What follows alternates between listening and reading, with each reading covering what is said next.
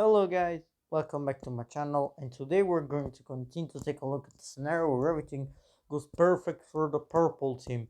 In the last episode we saw the old empire form, which is a threat to the circles, and yeah, it's not a good situation. Also, I'm going to change the color of this Siberian country because it's too similar to undiscovered land. Yeah, I say this one is better.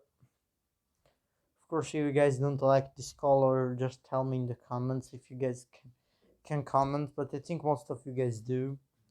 And yeah, we're going to change this. It's taking a while, and I, I'm going to cut it. Oh yeah, and I changed the color. And now let's take a look at the Cold War, because it's getting intensified.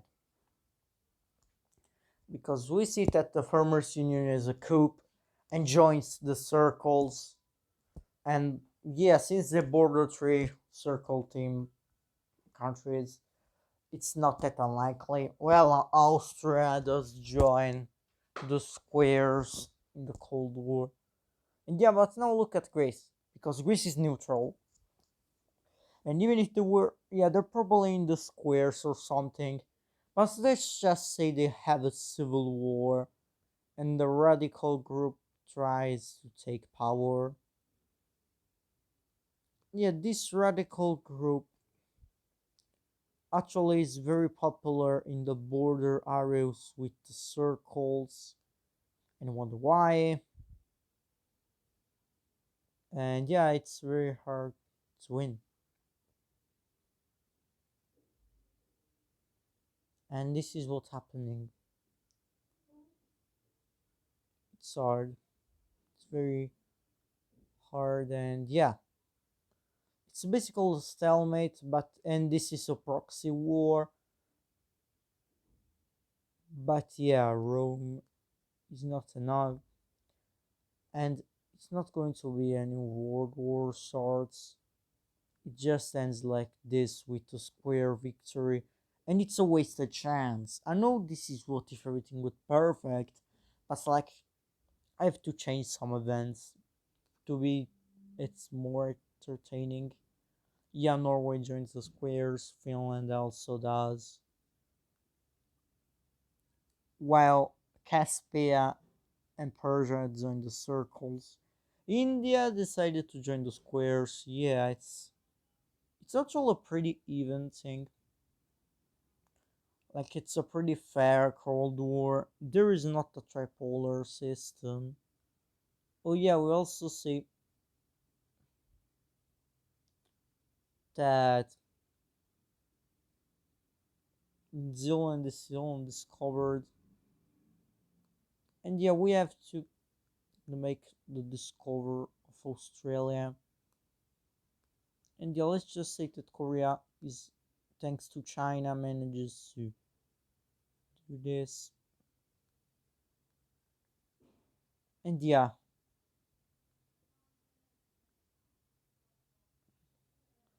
but now a power rule.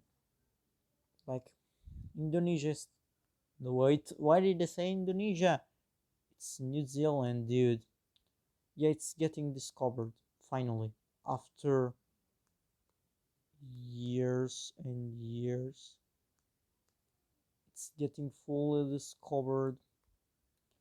Yeah, and explore. See that Koreans are actually starting small settlements, and yeah, this is as much as they can do because in their colony a revolt is actually breaking out. And I'm going to say them is dark brown, and they're close like to the square. And yeah, it's another proxy war. And the objective of the squares is to weaken Korea. They know they can't fully erase them from the map yet. They just want to weaken them.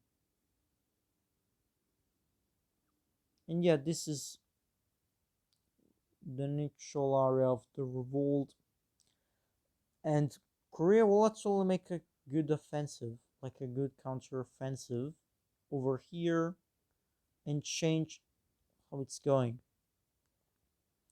But that's it. Like, instead of fighting the rebellion, they decide to take some few land because they aren't organized that well. They aren't organized that well, and yeah, this is what happens: is that the rebellion areas join the other states, and yeah,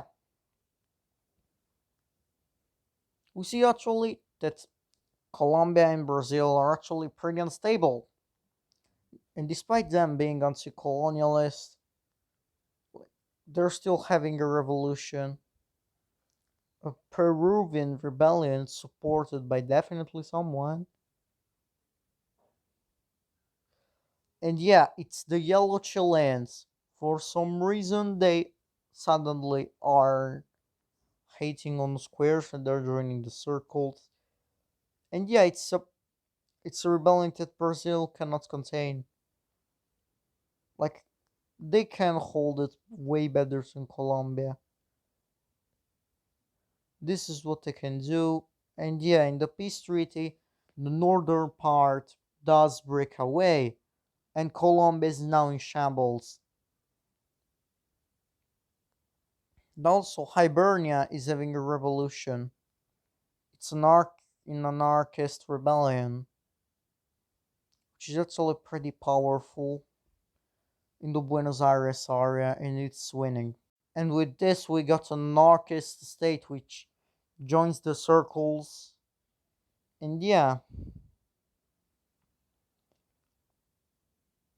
the Cold War is continuing, and there aren't other things that can happen unless China, like, oh yeah, they finished their overseas territory empire. The dream of the leader finally became true. They did it. They controlled the Pacific Sea along with the Koreans,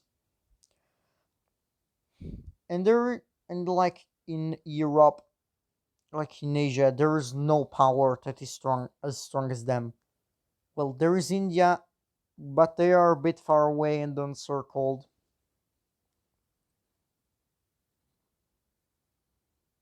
And yeah, also we see China full annexing this state has an economic crisis and they peacefully unite. It's not a war. It's not a war. It's a peaceful union.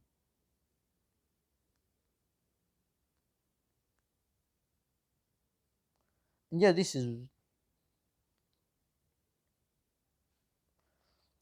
Korea cannot expand yet, and they're funding, they're doing stuff.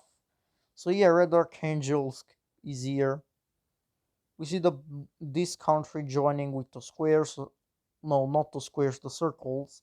So the pink team joining the circles. This country is already puppet state. And yeah, you see that the circles are pretty popular. Yeah, green bellers left, but they're joining back. This basically means that it's an, it's a pretty peaceful. Well, it's not. Like, there is no rebellion that can happen. It's a pretty false space basically, and it's a false space in Europe until Sweden decides to invade Estonia, which didn't join the circles. And if I said they did, they didn't.